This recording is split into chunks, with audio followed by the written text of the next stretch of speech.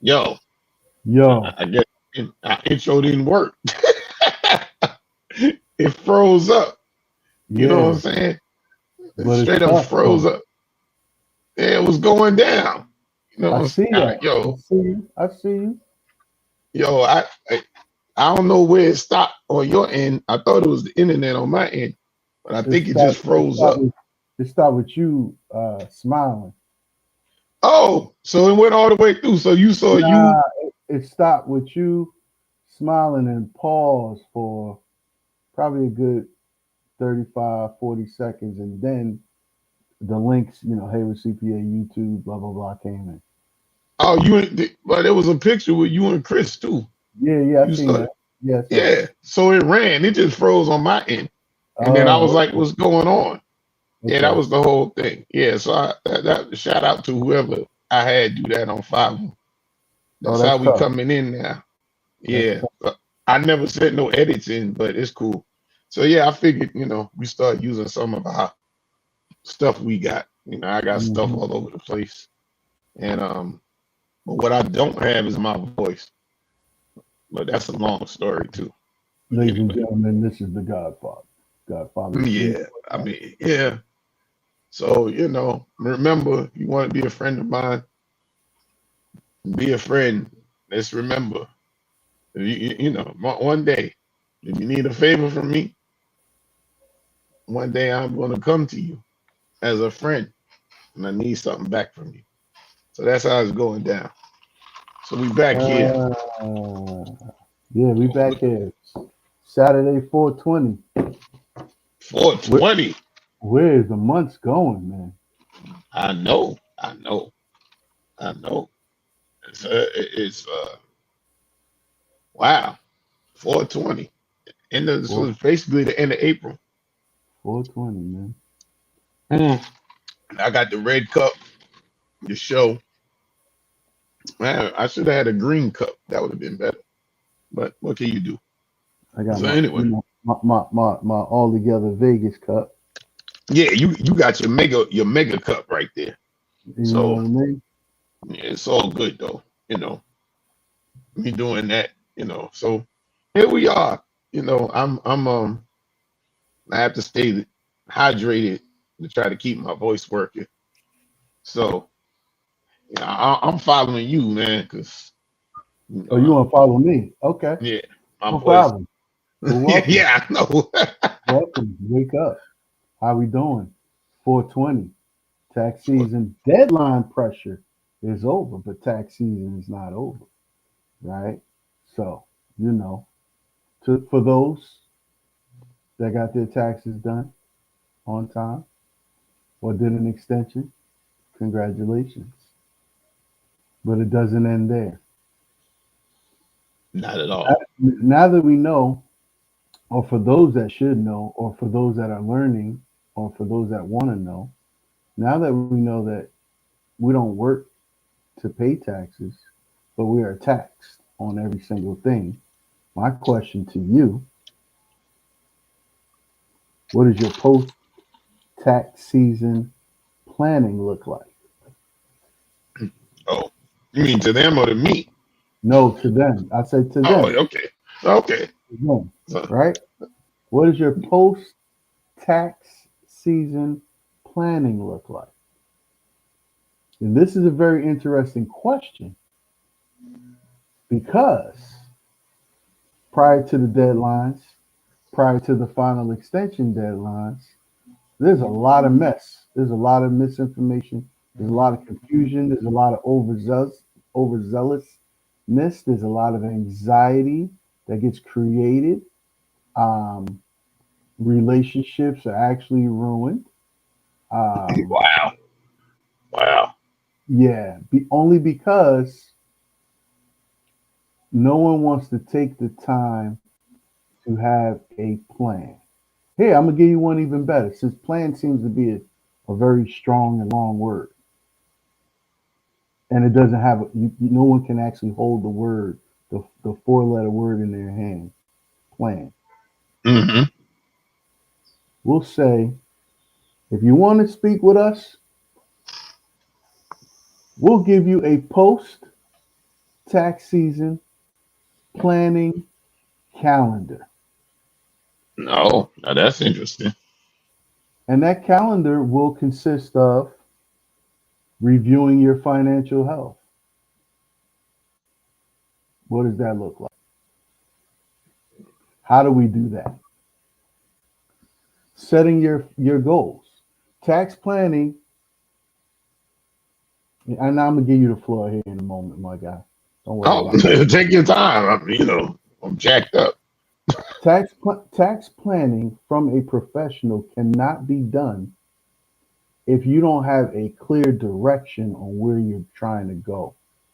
Because you have tax planning that is short term, you have tax planning that is long term. And if you need direction, then you need to have a discovery call so someone can help you figure out what your direction is so you can create these goals. And then you Hmm. get to the next phase. Because if doing taxes and tax planning was easy, there'll be no CPA firms That do taxes. Yeah, do it taxes. would be. It would do something else. Yeah, We're never going anywhere, even though people 100, want us to.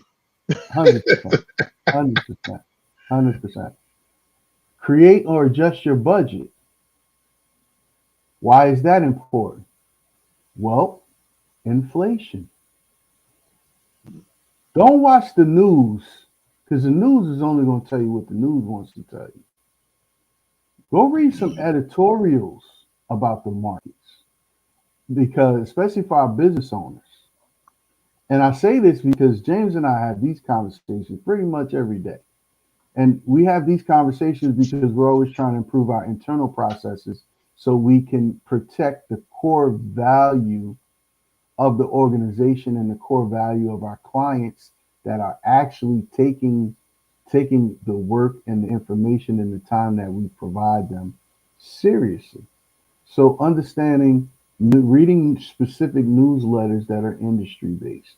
You have your internal industry, you have your external industry. So you have your domestic if is internal, your external is international. So what happens over international waters does affect us domestically. Now, just because it's far away doesn't mean that it's not going to hit home, especially, and this goes for individuals too on an individual level, not just business owners. But again, business owners, we want to make sure that we're paying attention, right? It's very, very, very important. It's a hard lesson to learn. Take it from me, take it from us. This is all experience words that we're using right now. It's not something that we read in a book, Oh right? yeah, absolutely. Absolutely. Funds. So everybody knows about fund savings, emergency funds, blah blah blah. Okay, well, guess what? You don't really have to focus on that if you have everything else in order. That'll just kind of trickle over. My cup is full and it runneth over, right? So something that we all take advantage of because we think, oh, we have a little bit of leeway, so I don't have to, right? It doesn't work that way. Tighten up, tighten your belt. Debt management or money management. Being in debt is not a bad thing if you're leveraging it to get somewhere. Because Absolutely. that's all this is. Because you can't take, we're not, first of all, we can't take any of this with us when we go. So that's why if you use debt correctly and leverage it correctly, it can be everlasting. And it won't catch. The idea is to not let it catch up to you, Hmm. Hmm. right? Interesting. Hmm. Right? It's a cycle. Don't let it catch up to you. Don't even let it get close. It can stay in the background where it needs to be, but don't let it catch up to you. And then you have your forward thinking, right? That leads me into forecasting and projections. This right now, this month, this day, up until September, this is the time to tap in with us. We can provide you with some financial forecasting and projections. We can talk to you about some of your tabletop goals. This is that time, right? Yeah. And and when we And when we provide you with this information, do due diligence, do your research, try some things, see what works, see what doesn't work, and then you adjust. It's Mhm. important. It's important. We're not having enough of these conversations. How many people right now hanging around with family and friends even have these kind of conversations? But we're going to talk about social media. We're going to talk about something on the news. We're going to talk about what we went and bought. We're going to talk about where we went on vacation.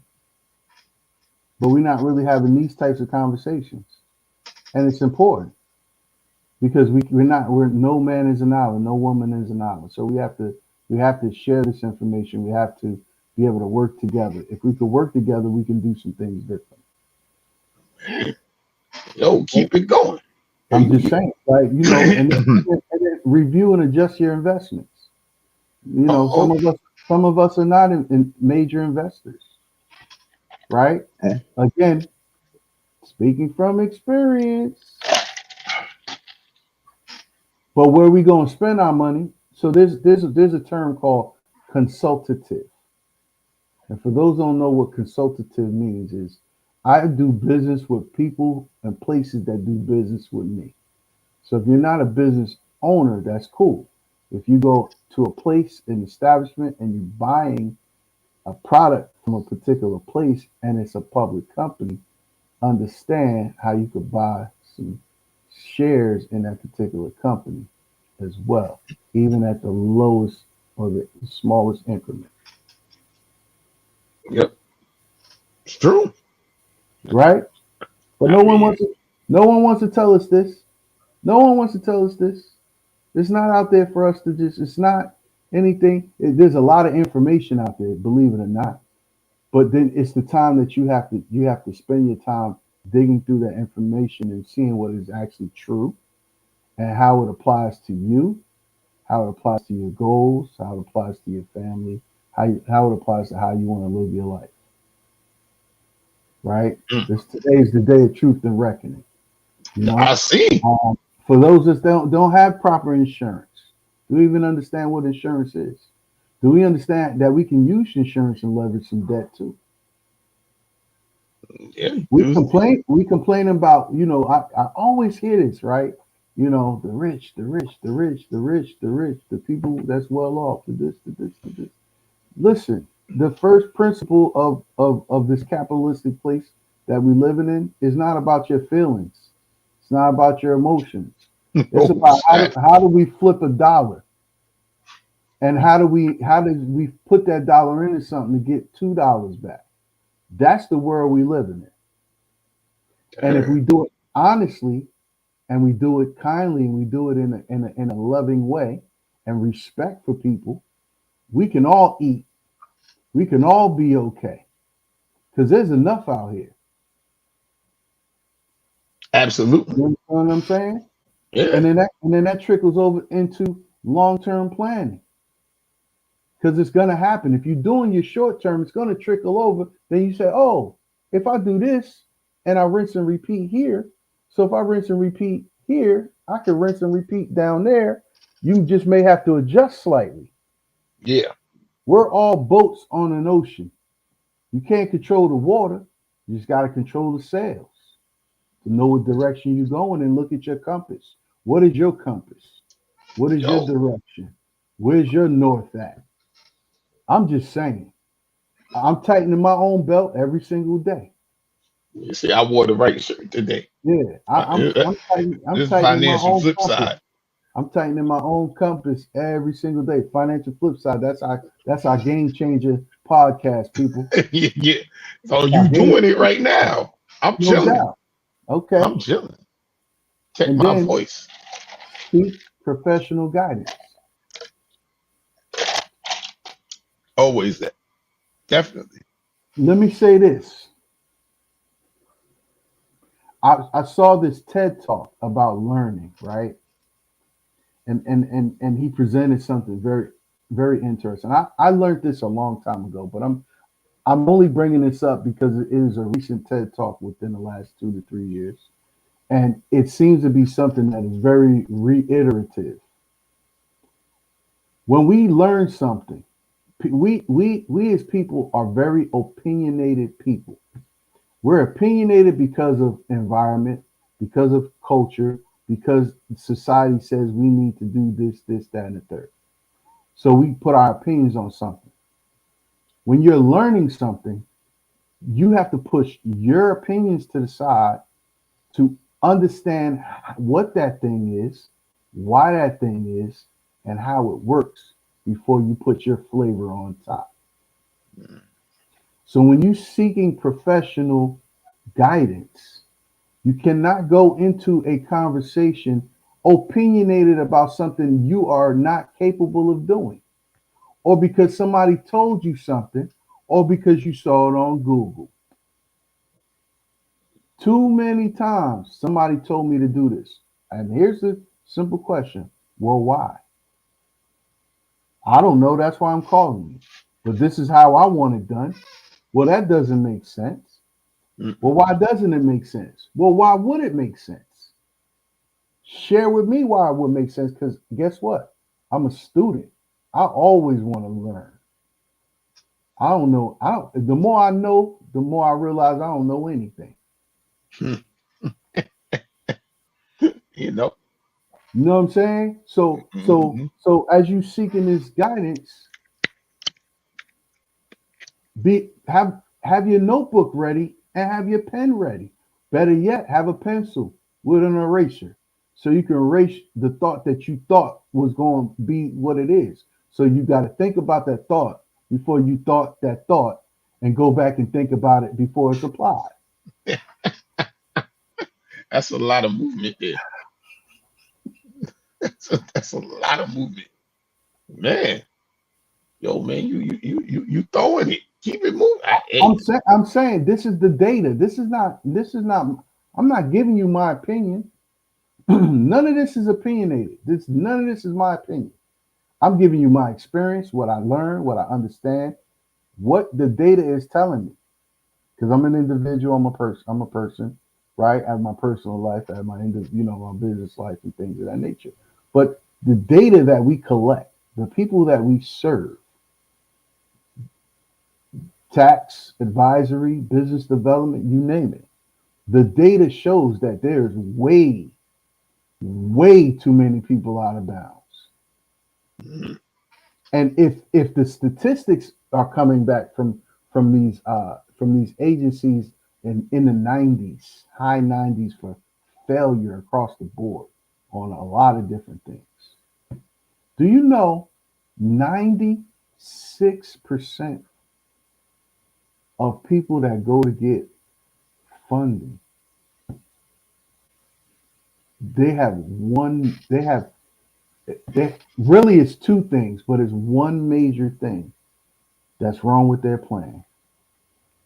Nobody can explain their organizational plan in terms of risk management. I ask people all the time, you got a business plan? I have an idea. I wrote something down. Yeah, it's on the shelf, right? Collecting dust. So guess what, folks? There's a business plan. There's a business plan model. There's an organizational plan. There's a financial plan. There's a scenario plan if you're selling products and services. How many different scenarios do you have? Who's your client? Who's not your client? Because you're always going to figure out who your current client is. That climate is going to change. You'll have some generality, but the climate changes as people grow, as people get older, as situations change, as families adjust, newborns, people leaving and moving on, so on and so forth. Things change. So these are the parts of the things as a business owner that we have to think about and have in place. Mm-hmm. Wow. Couldn't have said it better. But I literally couldn't have said it better. But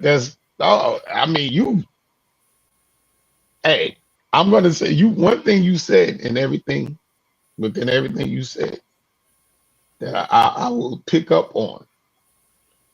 It's the emotional part. And I think many people I know a lot of people, most people have such an unhealthy, their emotional relationship with money is unhealthy. So it it's just so in when you have that type of relation, we'll call it toxic because that's a catchphrase here. When you have a toxic relationship with money, it makes you incapable of doing the things that you were just saying because you're reactive to money. You chasing it. You know, one of my things about money is the more you chase it, the faster it runs away. They're chasing. They're not. There's not planning. There's not stepping back and having a like okay a level headed. You need to be level headed when you're making the plan so that you can be able to implement that plan in your everyday life. That's business and personal. It doesn't make a difference. Is hard when people have emotions. People get the first emotion with money is usually fear. Is usually they're afraid. They're afraid of everything. Because financial literacy is not a not a core competency for a lot of people in society. You know, people knowing how to spend money is core. Knowing how to save money, knowing how to maximize your savings, investments, forget about it. You know, people, the term investment goes over people's heads. So you have all this stuff and it causes this anxiety and these problems. And people get scared. They get scared. So they never sit down and think about what they're doing because it's all emotional. And then the advertising environment we're in, this is always a case. The majority of messages we receive in a given day prompts you to spend money. Advertising is designed to do that. Now, even with social media, I make this joke all the time. No one goes on social media and says, "Yo, I got 10 cents right now. I'm just sitting in the house chilling because I don't have no money." That's it. No one posts that on social media. People will say, "Look at me. I'm over here doing this. Look at me. I'm over here doing that." Whatever. So that's just another prompt to you. Oh, look at them, man. I should be out doing this. Or man, I wish I could do that. But it may not be your reality. Heck, it may not be their reality, but you just picking up the message. So learning to save, invest, and to develop wealth, which is more than a catchphrase, is not, I mean, honestly, it's not great for the economy because the American economy is based on consumer spending. So they need people to spend money. We need people to spend money. Those of us that invest need people to spend money. You need people to spend money. But there's still enough avenues for people to invest. And just to take it into our business subjects, sometimes, not sometimes, I mean, you have to invest in the business too. I mean, some people they choke all the money out the business. They take all the money out. They go, I got mine, it's good. And we're going to keep the business at the status quo. Then if something happens, there's no money in the business, but you took some wonderful trips last year. It's outstanding. You got a great house, but now the vehicle for your income is suffering. So, that's very good. I think you should have a webinar on the subjects you just mentioned. That'd be very interesting. Good. Get Dove in there, you know what I'm saying? I'll put that together. Yeah. Maybe we do that. One of our episodes, we have a seminar. We do that. Yeah. That's what we do. Yeah. That sounds like a plan. We start that's sometime for me. Yeah. So after your birthday. So then we do that. Because, I think that the topic is around the fear of money. I mean, people are afraid of money. They absolutely afraid of it. Because we were taught that money is evil. And money is not evil. No, it's just the people. And it turns into exactly right. it's a weapon in most cases, right? Yeah, Um, but yeah, money's man. a tool. Money is just a tool. That's all it is. Yeah, I mean, and And when for you our, can be, and oh, for go our ahead. young and for our young people, man, let me tell you something. There's certain things our parents can't even begin to tell us. They give us a lot of principles growing up. There's some things they just don't know that they need to preempt us to. And so Yeah, if you're not taking heed to what they're giving you, the seeds that they're planting in you, by the time you make it to higher age levels, your thinking is automatically going to change. And your world becomes a little more clearer to things and thinking that you probably never even needed to touch or oh, involve yourself. absolutely. And so I say this especially for our young people. Be mindful of your steps, you know, making rash decisions. Sometimes, you got to take a risk here. Some people are real optimistic. Some people are adventurous. Some people are bright lights. And that's okay too. I would say make sure that is building a team of people, especially mentors and professionals, um, as early as you can, because that's important. And you build a team of people that care about you, not care for you to see you win, because some people that want to see you win, they'll be on the bus with you as long as you're winning. The moment your bus break down, they off onto another bus. So you have to be mindful of that, right? Hmm. Trust but verify. Absolutely. And trust yourself to recognize when people are actually being themselves in the good nature or the bad nature. But you need a Hmm. team, and you need to you got to slow it down. Like James said, we never really realize when we chasing money, but we chasing money because we got to pay this bill, we got to do this, we got to do that. Enough of the chasing. If we focus on proper planning and implementation and consistent execution, we don't have to work that hard, and the money will come to us. But it's consistent work. It doesn't have to be overtly hard. It's just consistent work, you know. Yep. And Hmm. and and it's like driving. You can't get in the car, put your foot on the pedal. You got 8 hours to go. You're gonna put your foot on the pedal for 100 miles an hour. You're gonna run into a lot of problems. And a And lot of that's what, cars, yeah, police tickets. all types of You're stuff. gonna Yeah. kill the gas. You're gonna open up your valves. You gotta get oil change at 500 miles instead of 3,500 miles or whatever the number Yeah. is, right? So, just maintaining a proactive approach is I'm giving. This is my advice. This is my advice. This is my suggestion. This is my voice. You may not get it as intense as I'm giving it now, because I'm not big on telling people what they need to be doing.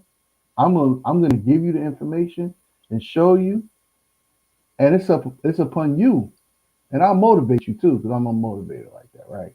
But it's upon you to grab that bull by the horns and ride the wave, because it ain't getting no easier out here. None. Absolutely not.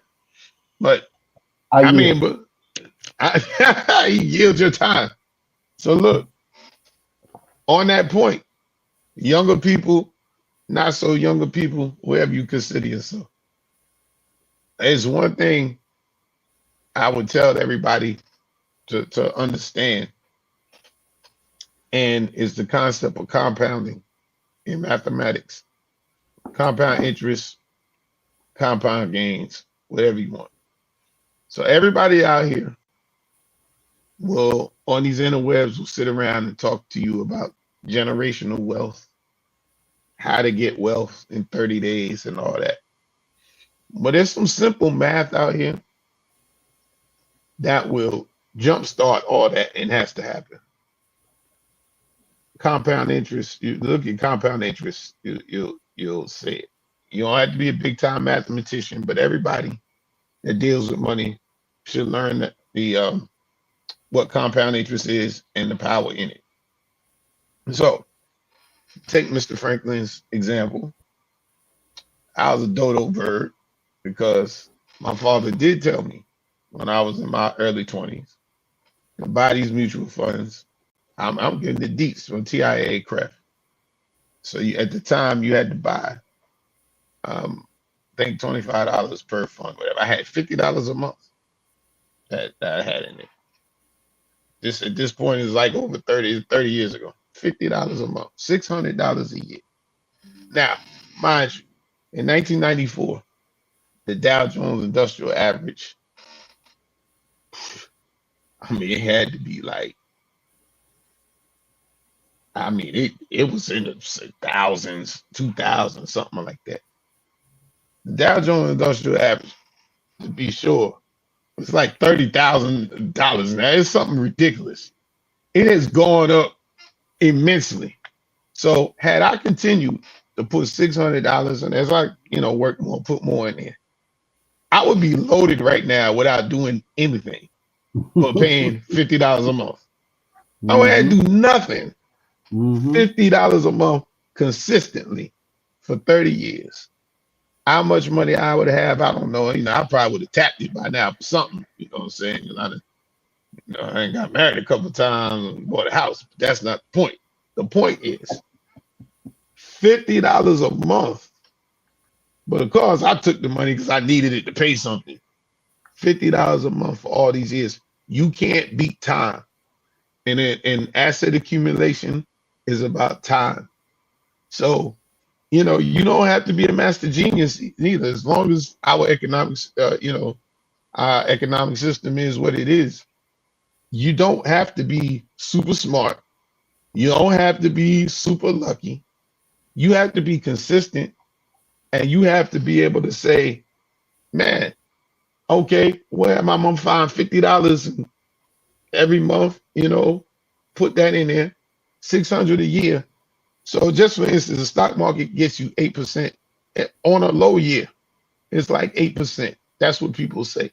You make 8%. This is crazy, silly math, but it is basically so 8%. I ain't got time for that. Let's say 10%, just so I could do this in my head real quick. but I mean, I could do the 8%. 8 9 6 is 48. So 8% been $48. So the first year is 600. You would have roughly had 648, 650 at the end of the year. I did nothing. Okay, now the 650, that goes another 8%. And so what's happening, and this is without major spikes in the stock market and major dips too. So if I'm putting this in consistently over years, I mean, 30 years of $600 is like 18 grand or something. But that's I probably would have had like 100 and something thousand or more because the stock market soared so much, and there's a chance I would have started putting more than $50 a month. I might start putting 100 as I was making more money. But listen, you can be, if you 20, you could be like 45 when you 50. You conceivably could have like $1 million, and you didn't do anything outside your job. And I'm not talking about your retirement, the 401k, because you can't get that money.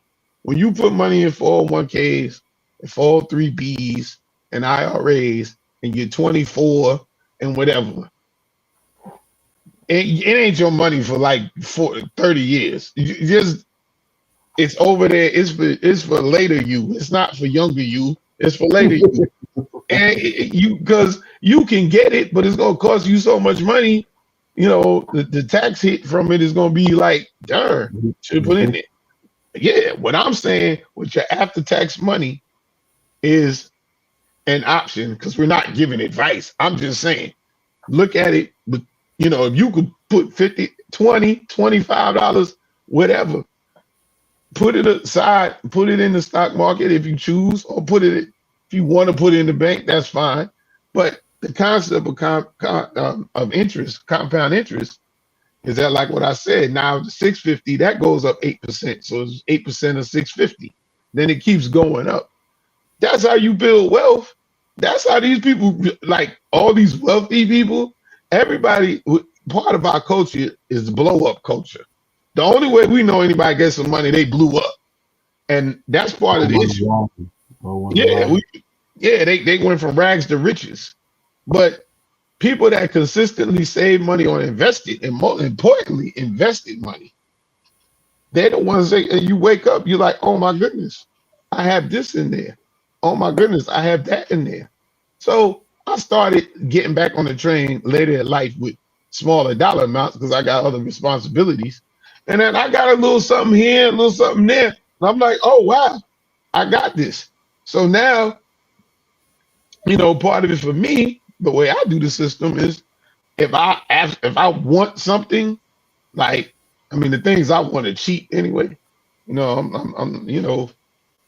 want something, I got it in that stash. It's not in my operation. It's over there. It's like, I want to go get that sweatshirt. All right, boom.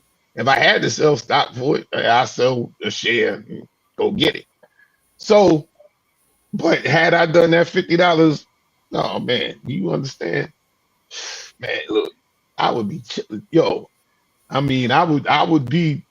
I would be another spot potentially, right? Potentially. And so that's why young people, you start. Hey, old people, start. You don't know how long you're gonna live. Start. Put some money away. Work with an advisor, even whatever, to get an idea. I'm not gonna tell you what to buy. I'm not gonna tell you, but staying out of the engine of our economy, it's crazy. Some people say, well, I don't trust the stock market, but you trust somebody that come around and tell you, if you give me 100, I give you 10,000 back next week. You'll believe that, but you don't trust the stock market. Okay, that's right. Bet. But I'm trying to tell you, there's mechanisms. That's how people does it. Who is it? One of our advisor friends. He told me, he said, the challenge our community has is even when we save money, we save it, but other communities invest it. And some of that is investing in their own community. Yeah. They'll invest in a business, somebody they know, they invest in a business. So you got the stock market, you got to invest in there. You can get CDs. You got all these instruments that you get, tax-free bonds. You have all these different instruments that are out there. And what happens is the money the communities, they don't stay in the community. They go outside the community. So, when we ain't breaking bread, people, and so it's cash poor because we buy stuff. We like stuff, $1 trillion of stuff. Yeah, we want stuff. If you ain't got stuff, or you don't go to the most high end situation, then you ain't got no money. But it's the contrast. I don't do none of that. I got bread, and that's, I don't advertise it. You don't know that, like, some people, I'm not saying I ain't got no bread, but I'm just saying in theory, like that. So the theme of everything you laid out so far, which I do think this could be a great webinar, is those emotions about money and being practical. So, and the big one, the big word, discipline. Financial management takes discipline. Sorry to break it to you. You could go all the way around the world, whatever you want to do. But where people suffer is the discipline it takes in dealing with financial issues. It takes this. You go listen to anybody. Neil Bortz, what's the girl? Suze Orman, whatever. Whoever tells you something. It doesn't matter. You have to have the discipline to follow what they're saying. This stuff is not going to happen just because you want it to happen. Right. It sounds so good. Well, we'll live on one salary in the house and put all the money with it. Yeah, okay. Nice plan. So how does that something gonna give? I mean, unless you balling out. I mean, some people are balling out, but the majority of people are not. That was a statistic that I got. My father we were talking about it, and he said, they did some survey, and they were like 60% of Americans don't have $400 in the bank. And I totally believe that. But so think about that. These polls are all subjective, but think about that. There's someone that probably got everything. They look like they loaded, and they might not even have $400 in their bank account, but they got everything. They got the car, they got the crib, they always doing something, clothes and all that, but they have no money in the bank. No money in the bank. And in fact, what's a real telltale sign about that? We know from doing taxes, if there's interest income, which you're not getting much interest in certain places, but any interest income or any dividend income. So you could look at someone that has a high earning, but if they're not getting any passive income, that means they don't have any money stored nowhere. Because what people will do is they'll go, oh, what's in my retirement? Okay. Oh, and I'd also like to throw a news flash in for those of us that are now middle-aged. The chances you retiring at 62 diminish every day. Inflation is causing that. Because the money that you have in your 401k or what have you, and because we have longer life expectancy than when these retirement laws were coming out. If you retire at 62, you might live to 90s. You got 28 years. 28 years you got to finance now. You're not going to work no more. You're like, I'm not working anymore. I'm living off this money as a retirement. Now you're going to pay attention to the stock market for real now. Because if it's one dip in the middle of your situation, that takes a lot of value out of it, like what happened in 08, and you like 65, and you like, yo, I lost like 200,000. What you gonna do? What you gonna do? So you gotta constantly find ways to make money. That's the thing. If anybody asks me, I say those of us, Generation X, I guess, we're starting. The safety nets, the Medicare, Social Security. A lot of that Social Security gonna be like beer money by the time we get it. You would be like, yo, I'm supposed to do with this. Yeah, well, let's go get a 6-pack because that's all I can pay for with this thing. Like, it is serious to me. I'm just wondering. I'm like, am I the only person that's thinking like this? Like, I'm like, wait a minute. We've had this inflation blitz. So my thing is like, what makes me think that the next time it happens, it'll be less than this time? Right. It won't. Yeah. So inflation goes up to 12% next time because of whatever happens in the world in a decade, 12 years, something like that. Man, what we gonna do? What's the play? Like what I got going on? And then you stop working and you got a single source, which is your retirement plan. And you don't have anything hedged with life insurance, all this other stuff, because there are other vehicles, as you mentioned, but I'm not getting into that because we got people that are experts in the vehicles. I'm just talking about a general concept of money. And you can't be super emotional when you think about these things, because you have to say, oh, not only that, by the way, at 62 or whatever, especially if you've been working all these years and you feel like you didn't get to do the stuff you wanted to do, what are you going to do? You're going to travel. You're going to do everything that you didn't get a chance to do. So 62, because most of us do what we're doing here, sit behind computers. Your body, I mean, you may not be in the best of shape, but it's not like people that did manual labor when they made these laws. Right. Like, your body gonna be there. You're gonna be like, what you gonna want to do? Oh, I want to go on this cruise. I'm gonna do that. I'm tired. I do what I want. I do all that. Then you end up working to Walmart after being retired for 10 years.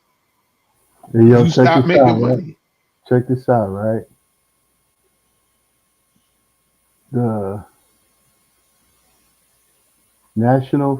the National Financial Capability Study that was conducted by FINRA, Hmm. Education Foundation.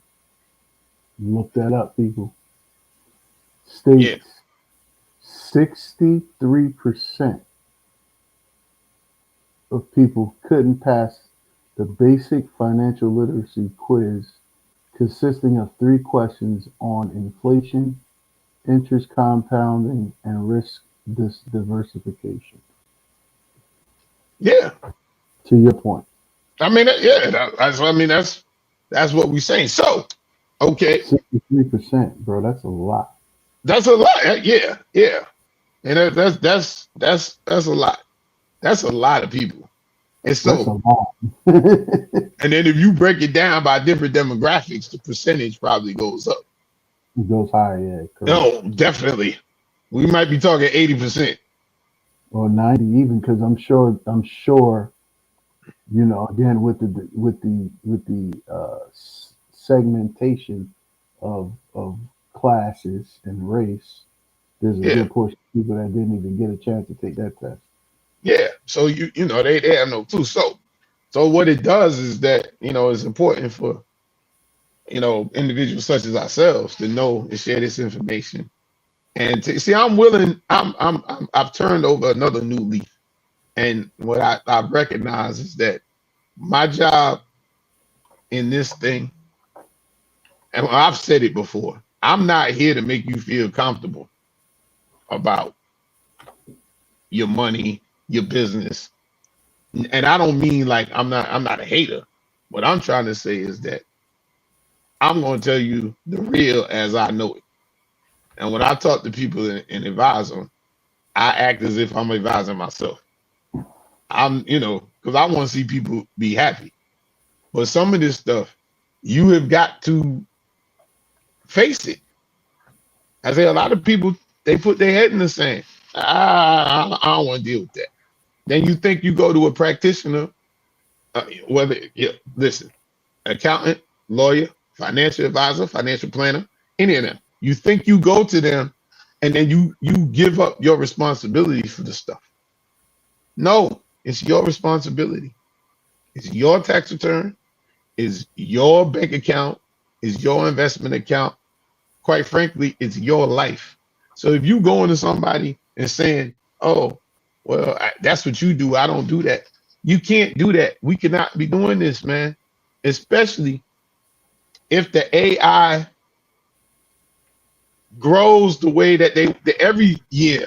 It's from like 2000, Y2K. Every year is something, some technology is going, I don't know, dominate, take over the whole world and stuff like that. Mm-hmm. Even though the world's already been taken over by television. But all right, Mm-hmm. fine. So, but let us assume that we have robots doing all your financial work. Guess what robots don't have? They have no feelings. Correct. They will have zero feelings. Correct. So, you know, it's going to be based on calculations and stuff like that. So you have to temper your feelings, because if you were dealing with the robot's not going to care. The robot's be like, this, you must do this, and so on and so forth, and blah, blah, blah, blah, blah. And that's what it is. So my suggestion to people, and be honest about it. Here's the problem in America is that your income is a character trait. So it's like, if someone doesn't have a lot of money, and this is a subconscious thing. If someone doesn't have a lot of money, it's like a mark. Like it's almost like, what's wrong with you? You don't have enough Right. money. Like Right. that. So, and then if somebody does have a lot of money, they might get credited. They might be a terrible person, but when they got a lot of money, you know what I'm Mm-hmm. saying? That's a Mm-hmm. major problem. That's part of the emotional part too. and we Mm-hmm. feel like we supposed to. So it's almost like if you don't make a certain amount of money, you haven't either You you don't haven't deserve done it. it. Yeah, or you don't deserve a certain level of respect either. Yeah. And we internalize it. It ain't Yeah, so I mean, we really internalize, like all of us, like we part of that until you yeah, decide, like, yo, nah, I don't subscribe to that. So right. that's the emotional part. Like, being broke. Listen, man, everybody, I don't know. People I know are broke every now and then. Sometimes it's more now than then, but hey, it happens. But your character is not determined by the amount of money you have. Nah, it's And definitely not. so it's all deciding what you value and what you say. Look, I'm not gonna be. I ain't on it like that. Yeah, I want to. As we come to, I'll just tell you my style, my philosophy on it is this. Do I like making money? Yes. But am I willing to do anything for money? Absolutely not. That's obvious. That's I'm not trying to do that. There's a specific way that I want to earn money. And sometimes I feel like I'm beating my head against a wall, but that's okay. But I have learned, because listen, I was all about bread. I did all that. But I've learned that's where I come with that the harder you focus on money and trying to get it, the harder it is to obtain. Because you start doing things for the money. And it don't necessarily mean that we get these stories where people sell out and with the now the shake up in the how they shaking up and proving that the 90s were all a lie and all that's going on in the music industry and the entertainment industry. Clearly, it's like people do anything for money and fame. I don't mean that. Doing anything for money could be sticking at a job 5 years longer than you should because you don't, and it's killing you. You know what I'm saying? Stressing you out, whatever. But you stay at the job 5 years because you're unsure that you could get revenue or get another job or something like that. And some people have to do it. I get it, but do believe that you are doing something for the money. Because if you don't like the job, it's not doing, your health isn't good. Your relationships, you might be paying the bills, but your relationships might be suffering. You sticking there for the money. That's what the last job I had, which I've said it over and over. I'm a terrible employee, but I told my boss, I said, I don't like the job, but I like the paycheck. I told him straight up, I don't like this job. It sucks. I like the paycheck. That's it. So I guess I've been brutally honest for a long time, but I always knew I was supposed to have my own thing, so I didn't care about the job, man. So but having that honesty, which I happen to have, I have financial honesty. It's real. I know there's some terrible people there's some non-intelligent people with a whole lot of money, but they can't outthink my red cup. And there's some really great people, and not even to use great, but there's some people that are phenomenal, great thinkers, great talented, something like that. And they trying to, they survive. But you know what? Some of them are happier than the people sitting on all this money and can't stand their life. Mm-hmm. So it comes to you prioritizing what's important to you. And that's for our next episode. Or we bring in a psychiatrist. Like, talk about it. The relationship, man. You done started this. You knew you started it. That's why you over there cheesing, because you got me started. So now you on something else, but it's true. I think is, it been like, you know what I'm saying, from the leads we get. And this is something, at our reunion last week, I asked a couple of people. I happened to go to school with some very successful people. Very, very successful. I just got to the point where I didn't have a what you call it? I wasn't self-conscious, like feel like I was an underachiever around them. Like, so I'm too old for that now. I'm like, it is what it is. But Some very successful people. And I didn't get to talk to many of them, but my main thing, and if any of y'all see it, y'all know who you are. I asked the question. Me and my mans was asking, like, are you happy? You know what I'm saying? Because like the attainment is there. It's obvious. Right. You're Right. there. But darn, how many people get asked, are you happy? Right. Like, you be loaded, but are you happy? Are you all right? We run around here, we talking about this mental health stuff like that. Money don't erase that. Nope. They don't do that. So it's like, man, are you happy? Just to put that for somebody to even think about it. Like, are you happy, man? Like that.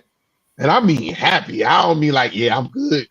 Just like where you could sit by yourself and be like, man, I'm good. You know what I'm saying? Like, yeah, like I'm good. Like, I got what? I got $50. I'm good, man. It's nothing. To me, that's the most important currency in the world. Your happiness. And next to independence. But we'll get into that. That's a whole nother thing. But that's what I'm saying. But that's where the emotional part of money, what makes it so difficult when you talk to the leads, it's this manic thing about being in business. It's so, people, it's this, the part of the reason is because we have this mythos of the average business fails in the first 3 to 5 years. I mean, when you go to school, I'm sure there's similar statistics. They don't start in kindergarten and say, yo, you got a class of 40. Yeah, well, 15 of y'all ain't even going to finish high school. I'm telling you right now, you're not going to finish. But I want you to keep coming back for the next 12 years or 10. You might get to the 10th grade, but you're not going to, like, you know what I'm saying? So we start with this thing. And you know what I thought about that's about? I think people gravitate to that to justify the struggle of starting a business. Correct. So it's almost like, well, and even if we survived through the first year, the average business fails in 2 to 5 years. So we got some justification for whatever is a protection or something like that. I think that is like the most silliest thing to do to harp on the 3 out of 5 that didn't make it. Like, this is crazy. Like, and it's a fact. I mean, it's just a fact. I don't say, but why would you harp on that? That's like, you know what I'm saying? Like, I'm gonna call that. I just came to me now. I call that excuse funding. Yeah, an excuse for doing. Yeah. Funding an excuse. Yeah. Like, I mean, I just don't. I believe it statistically, but I don't believe it in someone trying to start a business. Like, you should even have that in your brain, right? Because that's against burning the boat. And again, this is why it goes back to making sure that you slow down, you write some things down, because an idea is an idea, a thought is a thought, and it has to be placed in order for it to come to fruition, and then you got to be able to execute on it. But that's why it's important to get a proper bearing of yourself, and then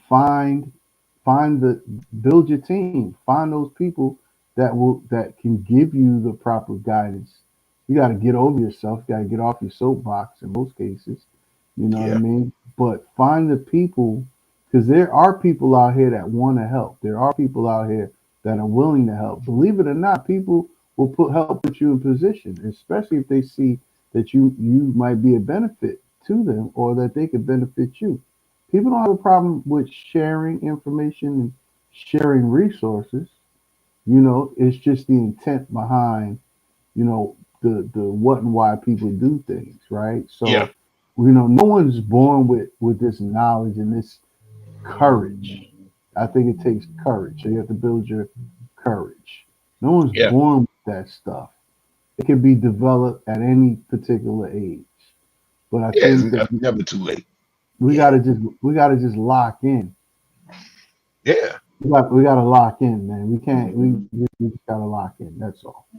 Yeah. So, well, I mean, with that scene, we at the top of the hour. Top of the hour, we got it going. That was pretty interesting. So I think we can sign off with you telling them what you can teach them to do through that mechanism that is biz therapy. Because This that's what we therapy. just had. We just had Yeah, a biz therapy marketing session, yeah, a yeah, yeah, marketing yeah, meeting. yeah, yeah. Yeah. Come on over to Biz Therapy. We'll help you flush out. You know, it's a platform where we have these type of conversations. Tell us what's on your mind, what's on your thoughts, what are your challenges, what's keeping you up at night, what's going to help you improve yourself, and what's going to not help you improve if you don't take action or don't implement a discipline, right? We help people, you know, we're trying to help our clients focus on winning at business. So what does winning mean? It's small wins. It's not a huge win. We're not here to help you get huge wins. We're here to help you build small wins because the small wins are encouraging. It helps build Exactly. confidence. It helps build your self-esteem. And then you're off to the races and don't need us. You need the next level or somebody else or this, that, and the third. But it's all in consequence. It's all consequential. It's all in correspondence. It's all in a sequence, right? So yeah, biztherapy.info. You can go to biztherapy.info, schedule a complimentary, if you want me to use that word, consultation. Let's talk through it. You know, we got stages of business planning, we got stages of business model planning, we got stages of organizational planning, financial planning, scenario planning, coaching, tax planning, accounting software implementation and guidance and etc. So you could catch us there. You can catch us on HeywardCPA.com. Doesn't matter. We have these channels. We have Yeah, we multiple got a lot of channels. channels. Ping us on underneath YouTube. Ping us on this, but to and go to our forum. Follow the process. That's it. Schedule a call, and you know let's see how we can help. Absolutely.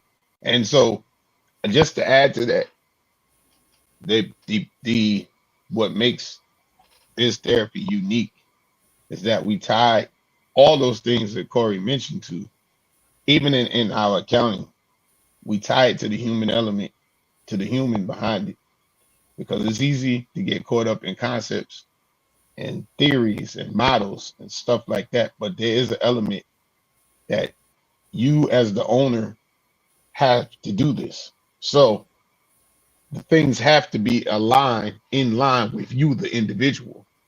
Um, and we all don't execute the same way. So many times when you get advice from people, it's drawn from their personal experience, which is good, but it has to be married to the person that I'm speaking to, because certain things, hey, you may not do that. Okay, you may not, me, you may not be a rainmaker type person. You like super good at what you do. You do something like that. Well, then how are we going to handle the rainmaking aspect? Do you need somebody, or is there something? And this is where entrepreneurship is really exciting. How do we solve that? I'm not a rainmaker, but I got to make it rain somehow. So do I just use the internet? Do I do, I'm just talking, but that's where this therapy came from, is that the human element of starting and running a business is often overlooked. It's just there. The times where you feel like it's not going well. It might happen more often than one, not. But guess what? You got to keep going. You can't, you know. So what? That's the difference. When you got a job, you can call in sick, or you could go to work. We've all had them days where you went to work and you went in when you got there and knew you weren't going to do no work for the day, but you were there. And then Trying to you get that talking to your check. coworkers. Yeah, you Mm-hmm. you watching the clock. Oh, it's lunchtime. Mm-hmm. You like, Right. boom, come back from lunch. Yeah, I probably could get out of here at 4. So you do that. You tinker around with your emails for a minute. You Right. go in. Right. Right. You Right. hope they have a meeting where you don't have to say nothing. Right. 4 o'clock, I gotta go. Either I gotta go pick up somebody. Blah blah blah blah. Everybody's at a job has had at least one day where they was like, I ain't doing the other day. Like I just, it ain't going down. But when it's yours, You can have that. You can have a whole week like that. But guess what? You gonna pay for it. You know what I'm saying? Well, learning, and I think biz therapy helps folks learn to understand that and to overcome circumstances. Your circumstances aren't your definitive outcomes. And Yeah. in circumstances, it's almost like boot camp in a sense. Like being an entrepreneur is boot camp. Living life is boot camp. But when when you decide to be an entrepreneur, you're going to realize circumstances no longer can be an excuse, and you build a muscle to actually strengthen your will to get over circumstantial situations that helps you improve and helps you towards your vision and mission. And so Yeah. biz therapy just lends itself that platform to develop that muscle, right? Or to Absolutely. begin to develop that muscle. Absolutely. So there we go. That's what you guys got this Saturday on 420. A lot of y'all might be in the clouds right now. That's cool. So, I don't know. It's 12 o'clock on the East Coast. So some of y'all might really be out here right now. Like they might be, woo, I'm out of here. So, but do you know what the beauty is? You can go to our YouTube channel and watch this later. Watch the clips, the shorts will have being released soon. You know, the edits today. I gotta go review the edits. And you know, how to reach us right here, YouTube, Facebook. What's up? Definitely LinkedIn. We got a LinkedIn crew that checks us out every now and then. And put your post down. Don't forget to subscribe to the YouTube channel. That really supports the channel. You know, keeps us doing that. Keeps us doing these shows. That's what everybody says on their YouTube. So I figured I'd try it. You know, so subscribe down there. Hit the notification button when we drop some new videos. And hey, in 2 weeks it'll be May. Can you believe that? It'll be wait a minute. Crazy. It's gonna be the day before your birthday, I think. No, the day after your birthday, I believe. I didn't know that day was coming up. I think so. Wow. So you might be, I don't know where you might be. So I might be on the Dolo. I don't know, it's the day before. Yeah, it might be on the day. I might slide in with the bucket hat and the shades. Son. Yeah, I don't know where you might be. So that's cool. I don't know either. Yeah, so we got that going on. So, but until then, thanks for watching. We'll check you out in 2 weeks. Peace.